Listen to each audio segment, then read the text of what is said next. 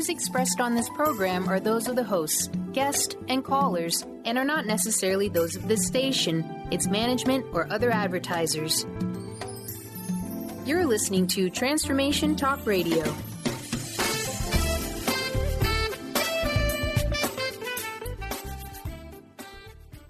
Hi, welcome. This is Dr. John DeMartini. This is one of the most amazing and inspiring shows that you can listen into. If you want to be on the edge of your seats, if you want to open up your heart, if you want to expand your mind, and you want to meet incredible people, stay tuned because you're just about to experience a transformative radio show that will change your life. And you're listening to the Dr. Pat Show that's coming up right next.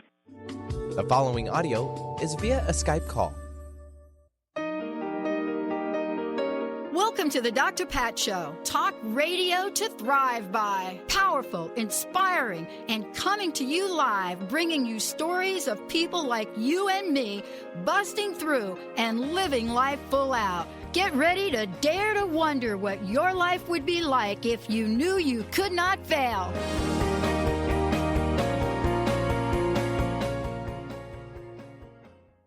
Hey, everybody, welcome. It's so great to have all of you tune us in and turn us on. If you want to find out more information, please go find out at the drpatshow.com or transformationtalkradio.com. You know, today it is, first of all, it's a follow-up to the previous hour we just did, but it's also a conversation about one of the most, I think, kept secrets in families, and you just heard me share about my family. But what is it that we can learn from those that have moved on? Today, Joseph Gallenberger joining me here today. It's actually Dr. Joseph Gallenberger, who's written a fabulous book. He's got some incredible CDs, and we're talking about Heaven is for Healing, a soul's journey after suicide.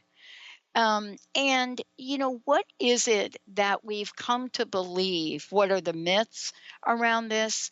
And why is suicide, as many of us know in our family, why has it been kept such a deep, dark secret?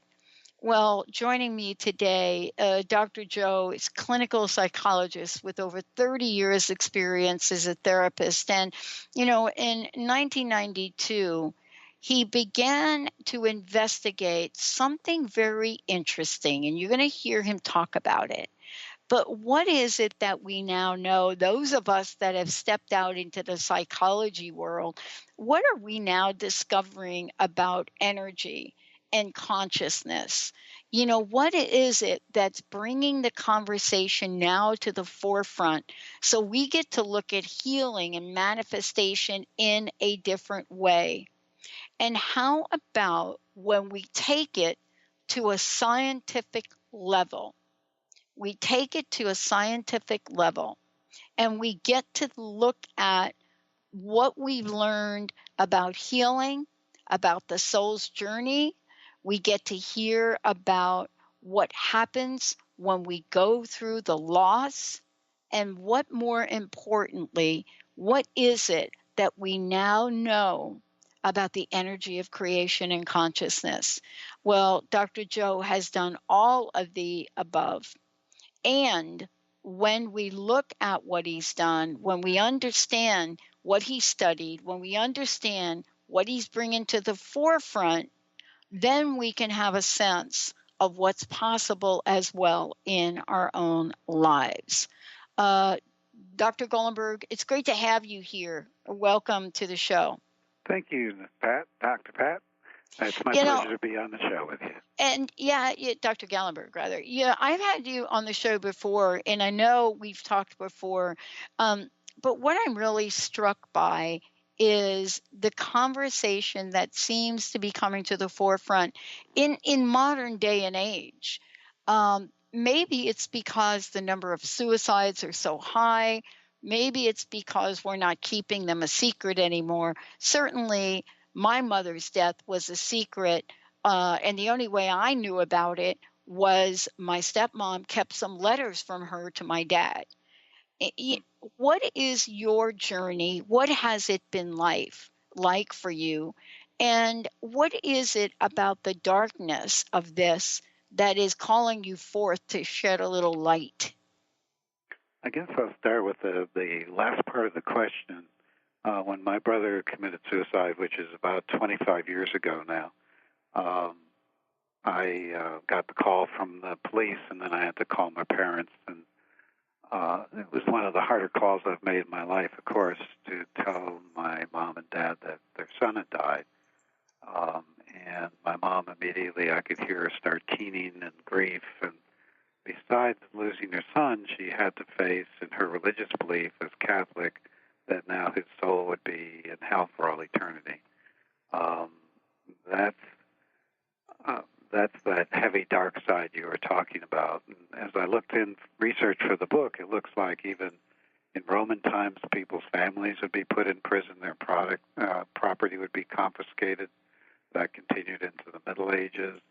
I was down on a ghost tour in New Orleans, and the tour guide said when somebody suicided back, I think this is the 1700s in New Orleans, they would torture the body and eventually throw it to the alligators, so it would be able to be tormented by spirits for all eternity, since that was unconsecrated ground.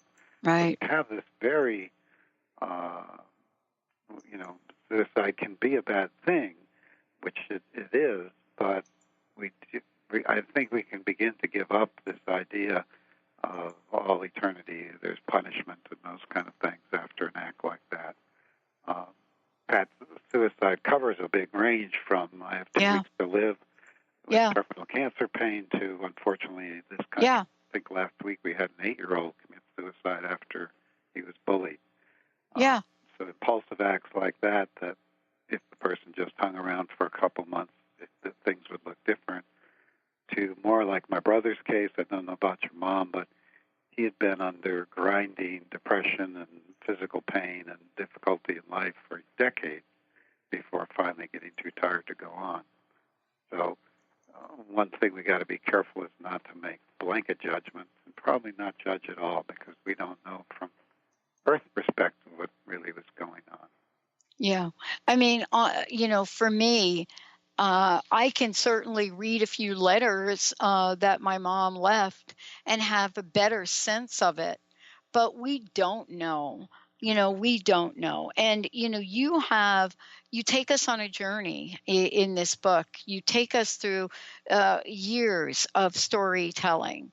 And at the same time, there are many, many people that don't have the backstories that they wish they had. But, the thing I loved about what you said, and I think it's really one of the most important things in this day and age, is let us please withhold judgment. Let us please, withhold what we think about what. To the point you made about the 8-year-old. I mean, we still had, a contingency of lawmakers in this country that didn't think bullying was a big thing, that basically we should just learn how to handle ourselves. And I think we're fine. You and I, with our background in psychology, I think we know better. But what is it that is the basis for these judgment? Is it religious? Is it spiritual? What is the basis for our judgment about suicide? I think, it's probably in society's interest to discourage, because it can be an impulsive act. It can be an act where another month or two things might look differently. But I want to really accent this judgment part, in that it seemed like my brother Pete came into this incarnation, if you will, not believing love exists, and he left knowing love was real. So from a spiritual basis, that was a great victory. And so we judge things on the surface. That's where we go wrong. And also, he felt, as many people when they commit suicide do, that he did not have much value left for other people. The world would be better off without him, if you will. And yet, he died in Las Vegas. He'd lived there for about 2 years. We put just a small 1-column obit in that paper, 1 inch, because we were out east.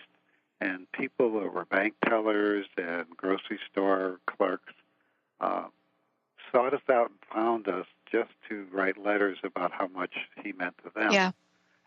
So we don't, in our lives, really know what's going on at a deep spiritual level for a person, even sometimes for ourselves, what our own impact really is.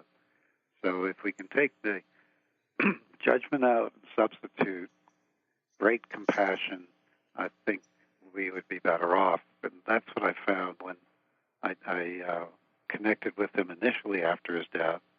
First of all, one of the big signs he sent first was like a street sign saying, gavel with a line through it saying no judgment. He was so relieved not to be taken to judgment. And as I picked up the connections with him 20, 25 years later, the waves of compassion to the families who have to go through this and to the person who has exited prematurely from the other side, the waves of compassion are just incredible. You still have to, they have kind of emergency repair after a death like that, but everything is lined up that eventually you can look at and face what you need to face and continue your growth as a spirit. So if there's any hell, it's kind of the hellish thoughts we could put ourselves in, much like we can when we're living, where we feel there is no light, we have no value, we're guilty, those kind of things. Yeah. But it's not imposed by a God or something on the outside. Mm-hmm. Well, you're going to share today and certainly do a beautiful job in the book of, your connection with your brother and, what that connection was about and how healing that must have been for both of you. We're going to take a short break. When we come back, Dr. Joe is going to take us on a journey, a soul's journey after suicide. What is it after 20 years now? What is it that called Dr. Joe to really look at this, connect with Peter, this 2-decade journey on the other side, and how it has become healing through love. Let's take a short break. We'll be right back.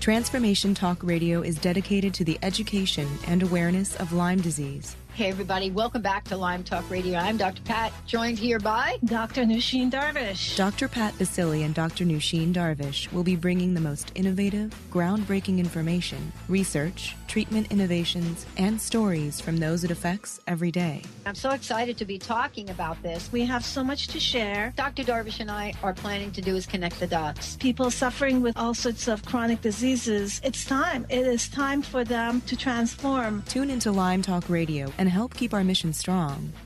For the loyal listeners out there that have been listening to this incredible show on Lyme disease, we are not going to let you down. We're going to come through stronger and enrich the platform for Lyme disease awareness through Lyme Talk Radio. The message will continue, the conversations will become stronger, and the healing epic.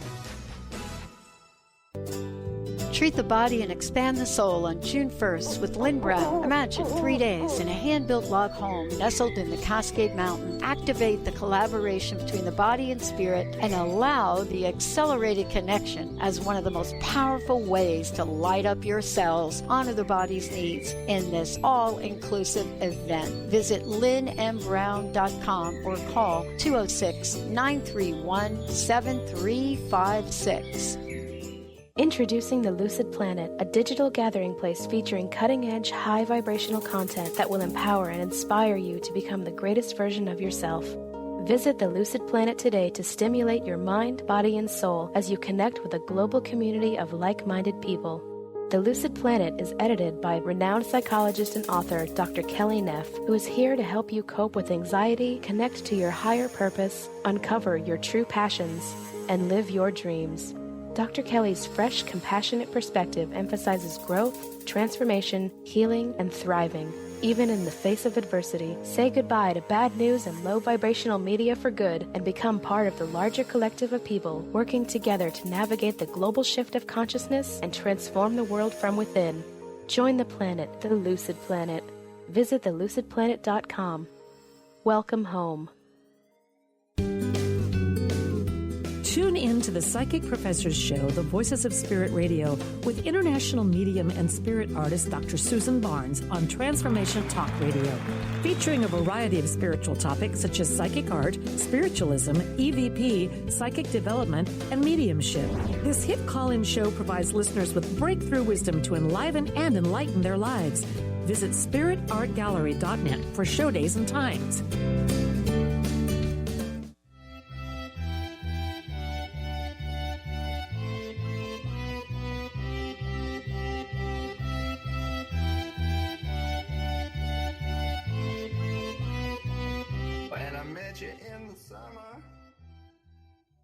Hey, everybody, welcome back. I'm Dr. Pat. It's great to have all of you tune us in and turn us on. Dr. Joe is joining me here today, and we're talking about healing is, heaven is for healing, a soul's journey after suicide. And, for those of you out there, if you have questions, please feel free to call in. 1-800-930-2819, 1-800-930-2819. In the book that you wrote, Dr. Joe, you do take us on this journey. And we get to walk with you every step of the way. And I was just commenting on one of the poems you had written in the book. But the start or the beginning, the beginning of your connection with your beloved brother Pete, right, who committed suicide. How do you make sense of that connection, and how do you explain it to people? Because generally we have so much stigma around those people that leave, and leave, especially with the notion of suicide, right? That connecting with them is not what we hear much about. But how did that happen for you? Well, this is occurring in the context, first of all, of very deep love for him, and besides being brothers, being best friends. And I think love pierces any veil, so you have that. Then I've worked for 25 years at the Monroe Institute, training workshops there, and they teach very deep meditative techniques that pretty much anybody can do and get into deep meditation within a half hour, even if they're not been skilled as a meditator or trained as a meditator. And that allowed some access that might be kind of unique to me. I'd also done out-of-body traveling and that kind of work.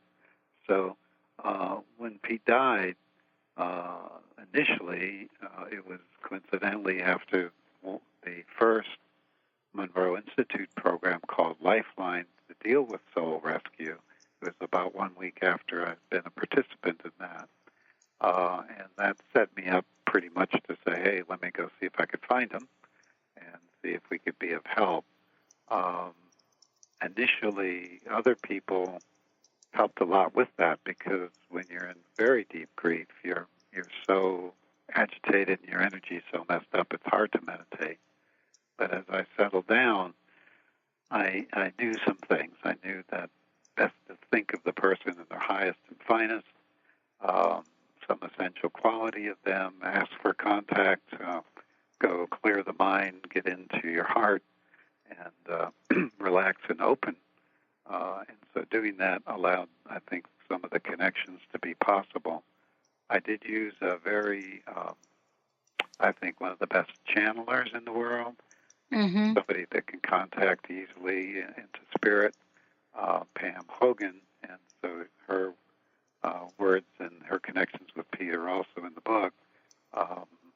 And it was kind of, with this cross-referencing gives you some confidence when people who never even knew Pete came up with the same type of information that I did about what was going on, those kind of things.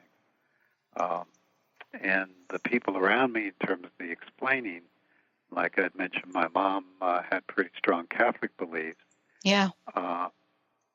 When I shared these things with her, she seemed highly interested, and because I think it gave her the possibility that her son was not suffering and he was okay. And so, I'm pretty selective who I would share things with. Right. Back then, I wasn't as public as I am now. And other people had their level of psychic experience, which I found as a psychotherapist in 30 years after someone dies, almost always loved ones report something. It might be seeing them in a dream.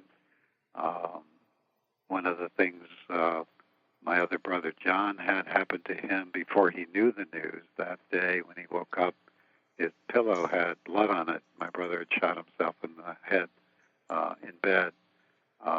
And then when he went to church for the funeral, he felt like he was almost going to be pushed back through the back of the church with this huge loving compassion energy saying, he's with me now. So often, spiritual connections and messages come in the context somebody might be able to receive. Somebody else, my wife lost a child at 6 years old to brain cancer. Yeah. There were certain kinds of signs that would tell her daughter Erica was nearby. So some of those would be even physical, like two goldfinches seem to show up a lot. So does that answer a little bit?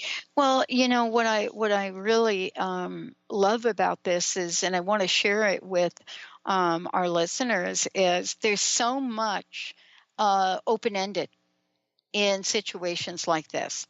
There's so many questions from the family, from the friends, that many don't see the alternative that you saw.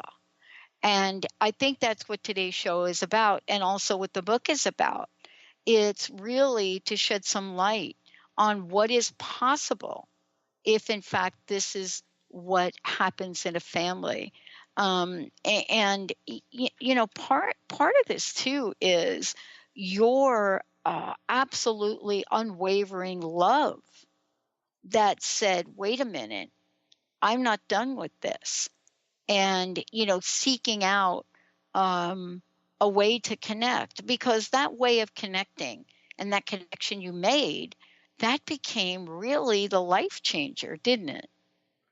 Yes, it helped me a lot to process grief, though the grief is still very savage, and put me along on a journey that's taken the next couple decades of my life here to see why good people sometimes go off track and what is needed to have a good life and to manifest one. So it interwove with my life path quite a bit. I think many people have the great love for a loved one who's passed, but they may not think contact's possible, or they may be concerned if they did, they would be tricked by the spirit world and be in touch with bad energies. Yeah. Or they may have all these different ideas. So their love might be there, but they're feeling a possibility that normal people, not some kind of big psychic wearing a turban, could have some pretty regular contact. That could be new to them. And yet the methods and technology we have now with meditation and almost the science of contact, the verifications we're getting of life after death, and perhaps even reincarnation later, are mounting dramatically. So, at University of Virginia, for example, the data bank, I think, is 4,000 or 5,000 cases of reincarnation, well documented. Yeah. So, and what you're aware of, yeah. help you. Well, I mean, the question one of the questions I want to ask you is, after you made the connection with your brother, many, many things happened. You talk about them in the book. But my question is, how did it change you in terms of what you started to question about life and death? though I had been raised Catholic, I had, I don't know, my word would be expanded my beliefs beyond the most narrow dogmatic parts of that. But even as a youngster, I had a lot of spontaneous oneness experiences and read a lot about Christian mystics and had more of a love-based religion rather than a judgment-based one. And felt like any God, as we are being taught, loves us like his own children. It didn't make logical sense for me that a loving parent would consign anybody to hell for all eternity, for example. So there was that. There was residual, even though, you say, okay, I'm beyond certain beliefs.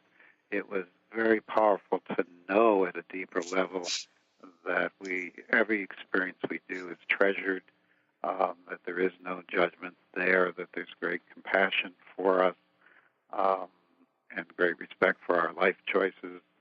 I began to see the cost of fear, so now I have a sign on my door that says, "Fear is expensive, love is priceless, choose wisely," because it seemed to be fear was the main thing that clouded love, and that our natural state is to be very loving beings. So even if we look at right now, say, terrorist activity, I think the average was 6 people in the United States the last 10 years each year died in a terrorist attack by a foreign terrorist, and 400,000 died with medical mistakes in a year. And yet we're giving up our freedoms. We now can be taken away without arrest and put somewhere where our family doesn't know, with no legal representation, just because the fear is running so high that we might be attacked by a terrorist. And so it's really taught me the price of fear. I think for my brother, that's what finally did him in, was just fear of not being able to do any better, fear he wasn't deserving, fear that it would always be the same in terms of the suffering he was doing or experiencing. So, I guess, Dr. Pat, I used to meet fear with courage. You're supposed to stiff upper lip and get ready to do battle. Right. Now I melt fear with love, and it's a lot easier to do. Right. It is a lot easier, and yet at the same time, I mean, let's talk about this when we come back. Yet at the same time, there is this notion. I think in the book you wrote something, and here it is, and this was part of the channel. And you said, this is what was said: the power of the ego is most strong right before death. It attaches to those who are strongly involved with the dying person. It is these attachments on the passing of another that cause great distress for the survivors and the terrible sense of loss. And what I'm struck by, in reading that statement is how now in the world we are so involved and exposed in the media of what's happening all over the world that there are some, and many actually, you know this too, many that are very, very porous to life, porous to death. And, part of this is, as if I get this, in reading your book, it is that we develop these scars. And you talk about it in one of the poems, Tired and Tender, which we'll talk about when we come back. I would love for those of you out there and just tuning in, Heaven is for Healing, a Soul's Journey After Suicide. When we come back, more with Dr. Joe, more with the book, and we've got some gifts for those of you tuning in. We'll be right back.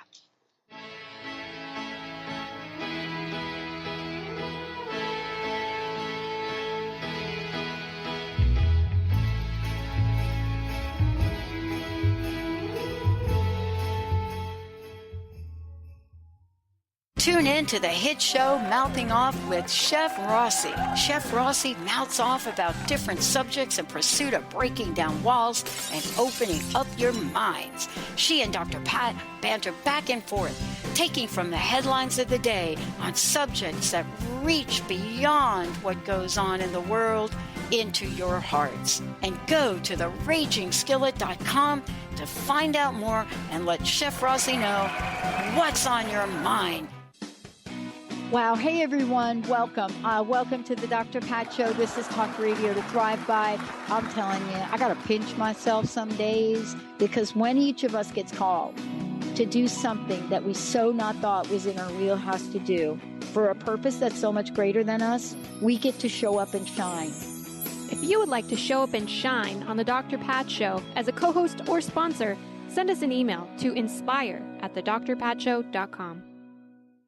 Brand consultant Jen Morgan is here with Radically Distinct Radio to help you take control of your future and maximize your brand's power to produce results. Whether you're an individual trying to reinvent yourself and launch a new venture, or you're an executive trying to reposition your company to modernize your sales and marketing programs, Jen Morgan and the RAD Method empower you to play to your strengths and show up in the world as your most powerful brand. To learn more, go to jenmorgan.com. That's Jen with 2 N's, Morgan.com, or call 206-972-5366. The Earth is an ever-changing being. Goddess Light Shamanic Healer Bree Gibbs guides us through the ascending worlds, bringing forth knowledge and truth. As a light creator, she is here to provide new information needed at this time in our evolution. Join Bree as she shares messages from guides, spirits, ascended masters, goddesses, and others. Tune in the second and fourth Monday, 11 a.m. Pacific, and Thursdays, 1 p.m. Pacific for Silver Gaia Radio. Have you wanted to be intuitive or psychic but thought those gifts were only for certain people? Hi, my name is Deb Acker, and in addition to being the host of Truth Talk Radio, I'm an intuitive life coach and energy healer. I clear energy blocks to all areas of life, including intuition. Did you know that we're all intuitive, but many times we receive certain messages in our childhood that block us from being able to tune into our intuition at all times? What if you could clear these blocks to access your gifts and always know the truth in any given moment? Don't think it's possible? I was there not long ago. I thought only others had these gifts and you were either born with it or you weren't. I now know we're all intuitive and you can clear the blocks that stop you from being able to access your intuition on all levels. On the other side, I now help others to become intuitive, even psychic, and if this resonates for you and you're ready to own your intuitive powers, I'd love to gift you with my pattern identification session. Simply contact me on the contact page of my website, DeborahAcker.com. That's DeborahAcker.com. And let me know you heard about this gift through Transformation Talk Radio. I look forward to connecting soon. But long as there are stars above you, you never need to doubt it. I'll make you so sure about it. God only knows what I'd be without you. Welcome back, everyone. Welcome back. Welcome back to the Dr. Pat Show. And, I really appreciate all of you tuning us in and turning us on. Heaven is for healing, a soul's journey after suicide. Dr. Joe, first of all, thank you for joining me here today. What is the best way for people to find out more about you, and how can they get a copy of the book and of your CDs? Sure. Well, book is on Amazon, but the easiest way to get closer to what I'm doing is using the book's title, heavenisforhealing.com, and that will take you to the book page of my main website, and then there's many articles that are for free to read about different things, and as you mentioned, many CDs, including one called Ocean Heart that I developed particularly after this book to help people with letting go of deep grief and any feeling of loss or betrayal. But strangely, Dr. Pat, it's also seeming to be really good to help handle all the stress in society right now that people are feeling and take them out of fear about that. So that's called Ocean Heart. I do want to mention another number. This is the Suicide Prevention Hotline. It's 1-800-273-8255. That's 1-800-273-8255 in case anybody listening has someone they know or themselves where suicide is on their mind at this time. A call that number a couple times as a test. Each time somebody very compassionate, intelligent, and wise answered the phone on the first ring. So it's a good number. Awesome. Well, thank you. One of the things I didn't talk about, and I want to mention it, is throughout the book, you have written some very powerful poems. I believe they're very powerful. The one that I was touched by here is called Tired and Tender, and it was written January 20th, 1992. And the first verse, death leaves the living tired and tender. I was so struck by that, and yet at the same time, shouldn't it be like that? Shouldn't it be like that? And it's like, what would be the alternative to it? And I'm just kind of putting that out there, not that there is an alternative to it, but there's a finality to the way we look at death. That's not exactly what you're talking about here. You're giving us another alternative, aren't you? Yes, and again, at a human level, that tiredness and tenderness opens us up to the grieving process, and it's part of the grieving process, and it is totally appropriate, and it's not to be capsulized. You know, I mentioned my wife's experience with her child. Mm-hmm. Our society says grief should take about a year, and then you throw away the black cloak, and then you go on. Many different kinds of death may take much longer than that and still be within a very normal, good healing grief process. What we're looking for is just not to get stuck over and over in something like victim or anger, but see yourself moving along. And eventually the tiredness and the tenderness go away because we are strong creatures. But it can take a good bit longer than society would like to give you. And in suicide particularly, we touched on this just a little. There's so much woulda, coulda, shoulda, agonizing about how could things have been different if I did something different, etc. Did I love this person the way they needed to be loved? That you're, in computer terms, your CPU, central processing unit, your brain is going overtime. Just like your computer, everything else slows down when it's processing too much information. So you have this hugely mental whirling around. And if you can move into the heart, that's where the healing can really progress rapidly. And yet the natural reaction in grief is to shut down and constrict so you won't be hurt again. And much of the loss we feel in isolation is because we've closed our heart off so we won't be hurt again. If we can open up to what I call your ocean heart and see your heart as a vast ocean of love, storms might be on the surface, but deep within there's some peace that's connected directly to God's source, if you will. If you can use that kind of an image, then you can ride. I've ridden through the death of both parents, my brother John, several others since my brother Pete's death, with much less of the tired tender that poem reflects. But it is a normal thing to feel. Yeah, the journey that you talk about in the book, I want to ask you about how this has become, for you and for your brother, how this has become a healing journey.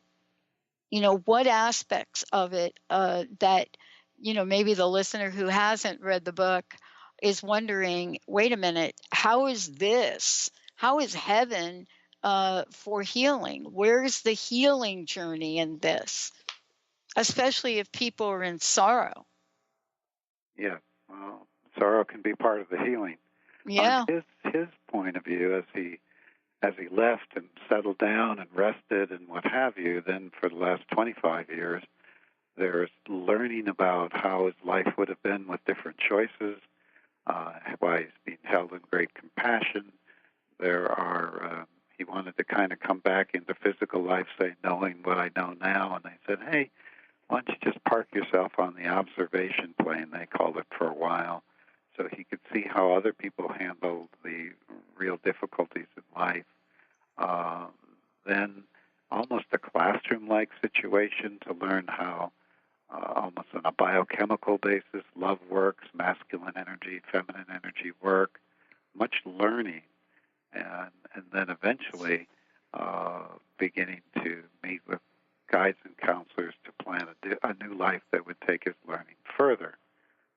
There, even one surprise for me is there was a possibility of lives that were not physical, or you have to have a physical body, but that you could have much experience, we might call like almost a vivid dream, where you could learn much as well without even coming back to the planet. So he's probably going to do that kind of an Olympic training to be in better shape to handle the high challenges that are here when he eventually came back. For me, I learned, as a therapist, I knew a lot, but deep inside I wanted to rescue people. And I learned that even with great love poured, there is a respect for the individual's choice that needs to be there, even if that choice involves something as horrific as suicide from our perspective. So I learned to move from a rescuer to an inspirer, if you will. Yeah. And I continued to get challenges with that. I could do it in my own life a little better than with clients, but if your own child is suffering, you really want to get in there and drive their car to a better place. And so that learning continues about how to be very lovingly present for another, but respect their choices as individuals. Yeah. So that's been healing for me. It's taken me out of the rescue role, which was actually probably would have burned me out as a therapist eventually, and given me great energy where I can respond in the world in a win-win way where I have much greater joy myself and still seem to be able to help quite a few people. Yeah. And, the journey continued in the book. I mean, one of the things I was struck by is one of the sessions that was done in December of 2015. And, I pulled a sentence from this, which I would love to talk to you about when we come back. And the sentence was, and emotions can be moved from one state to another by mental power. Now, that is interesting to talk about as well. Let's take a short break, everybody. We'll be right back. Dr. Joe, I'm Dr. Pat. Stay tuned. We'll be right back.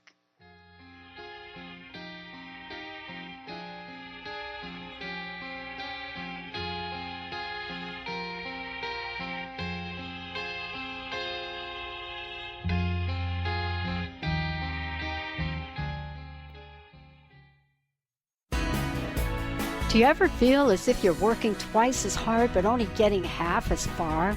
Are you trying to connect with your path in life and finding it elusive? Mainstream Metaphysics Radio is a weekly call-in show where we harness our connection with the universe and use what is in our power to affect change for optimal success and happiness. This hit show bridges the divide between what is and what we do not know. Eve, named one of the country's top psychics, also known as the MBA Psychic, invites you on this journey for this live call-in show with readings, featured guests, leaders, and visionaries in both business and spiritual callings. So join Eve Thursdays at 10 a.m. Pacific, 1 p.m. Eastern on transformationtalkradio.com as she takes metaphysics mainstream.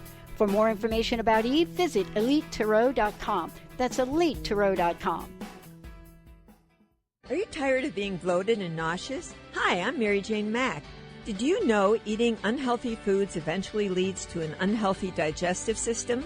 Did you know eating the most healthy, nutritious food doesn't necessarily result in a healthy body? The stomach must be healthy in order to properly digest, metabolize, and utilize even the best of nutrition.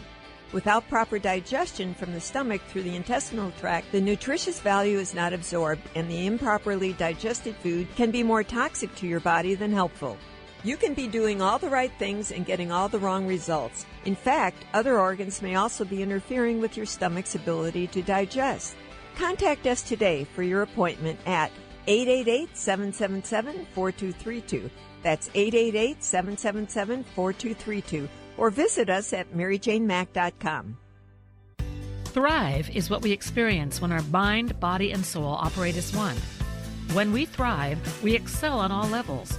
Thrive is the mindset that matters. It is essential to our being. Have you ever found yourself looking for the instruction manual on how to thrive? You'll find everything you need to help you feel strong, powerful, and peaceful in your own body. So don't waste any more time. Visit thrivebyjen.com today. Are you feeling stagnant or blocked in your love life, career, health, or finances? Experiencing difficulty focusing or setting and achieving goals? Tune in to Spiritual Diagnostics Radio with psychic visionary healers Carol Dorian and Justice Welling. Discover the cause and effect of unwanted patterns in life. Tune in every Tuesday at 12 p.m. Pacific on Transformation Talk Radio. For more information, visit spiritualdeed.com.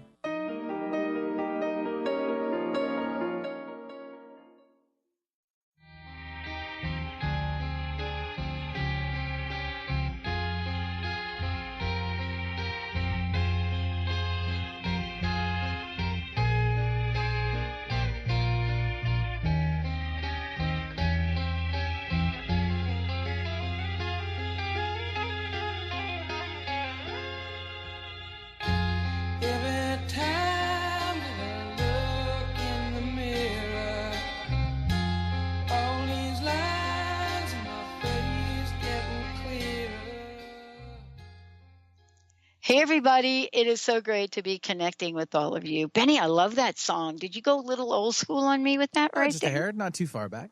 Okay, not too far, but you're right. Just a little bit back. Boy, I love that song. Welcome back, everyone. You're listening to the Dr. Pat Show. For more information about me, you can certainly go to thedrpatshow.com. For more information, Dr. Joe, what's the best way for people to find out more about you? Going to heavenisforhealing.com. That website will take you right to the book, and also my general website will be there. So heavenisforhealing.com is a great way. And for those of you, listen, if you call into the show here right now, we're going to give you a copy of the a CD from Dr. Joe. It's a meditation for healing CD. It's amazing, Ocean Heart.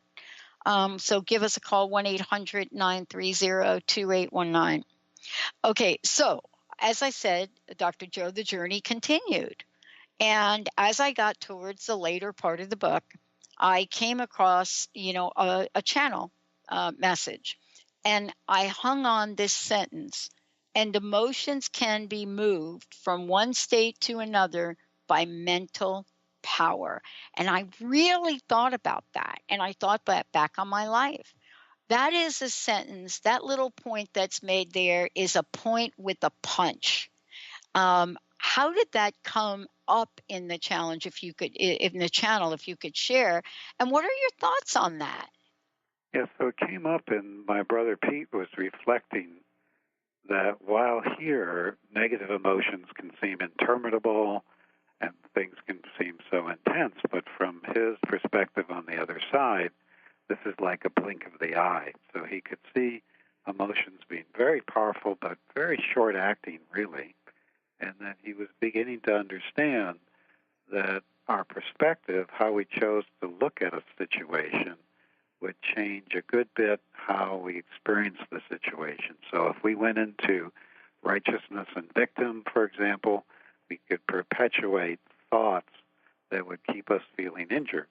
If we went into a forgiveness mode, we could let go of that more easily, shift and move on to something else. So a lot of it was, perspective. And, there's stories or allegories in our lives about the perspective. Farmer's child breaks a leg. Everybody says, oh, that's horrible. But then the army comes through and they don't recruit him because his leg is broken. Oh, that's wonderful. Right. So as adults, we can begin to engineer and generate our own perspectives on things and take the one that allows us to move forward in the most positive way as we can. So I think that's at least what the thing meant to me was, yes, we can engage our great intellects and will to say, I'm going to interpret this in a way that's empowering to me rather than that makes me victim or something else. Yeah, you're right about that because, and you and I started the conversation earlier about talking about life. And, it's so funny because the other day, I think it was yesterday, I was interviewing a woman and we were talking about life and her fabulous book she wrote and encouraging people to write fiction. And I said something like, everything I ever needed to know about life, I learned selling hot dog from a hot dog cart. And it came out of my mouth just like that. And that's actually pretty true. And, later on, she and I talked about it a little bit. And she said, well, how did you learn integrity from that? I said, oh, that's easy. I would never sell the hot dogs, right? Like you ever know what that hot dog looks like that's been sitting in that cart for about 2.5 hours in that water? Yeah. It's like gray, right? Yeah. It's like gray. So I would never sell them. And actually got fired from that job from not selling the gray hot dog. So at the end of my day with the hot dog cart, I would throw all the gray hot dogs away. And actually I would give them to the dogs. And my boss saw me one day. So that's how I learned about integrity. The other thing is, I don't know if this is true, but here's my question for you. Is life complicated or do we make it complicated? I think I would use the term like something like life is grandly abundant in detail. Yeah. In many ways.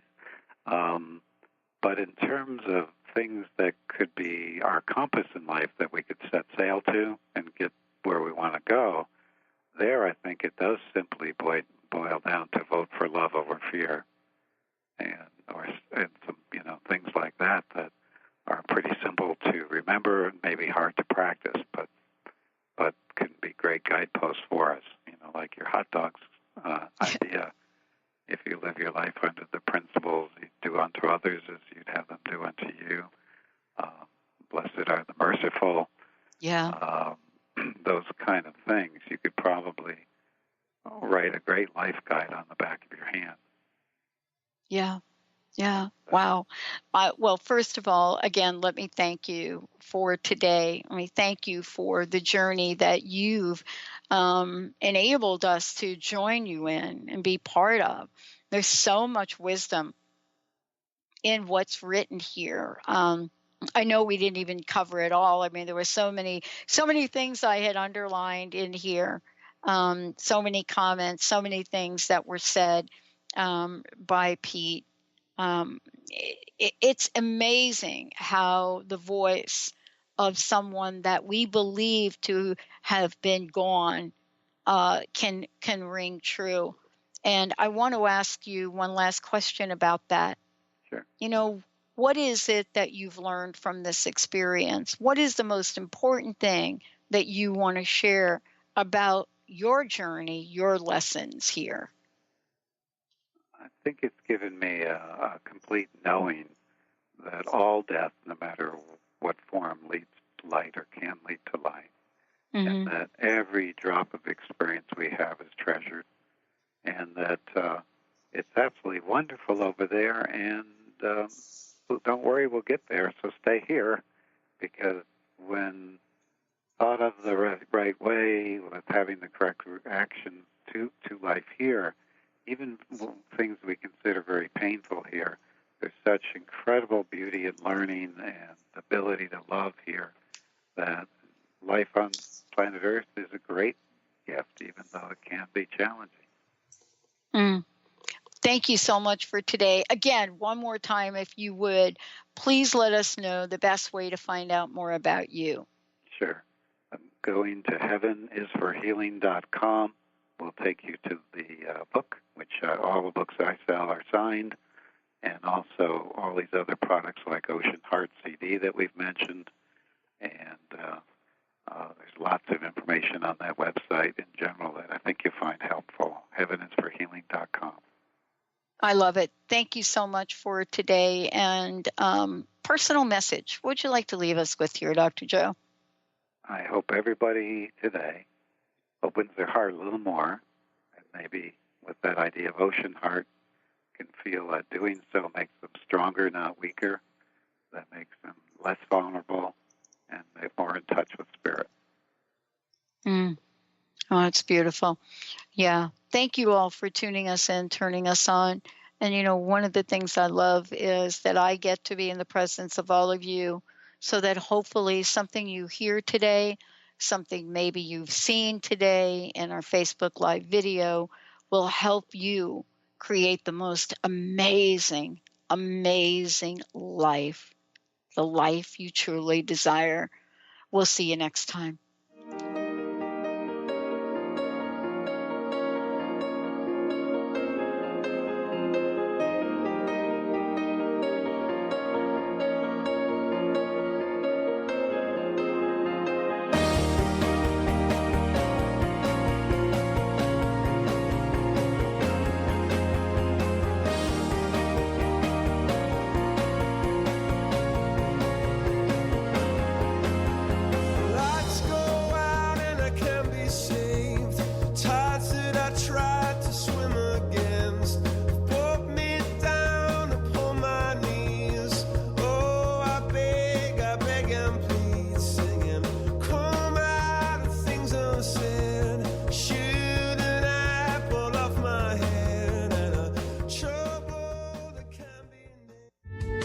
The preceding audio was via a Skype call.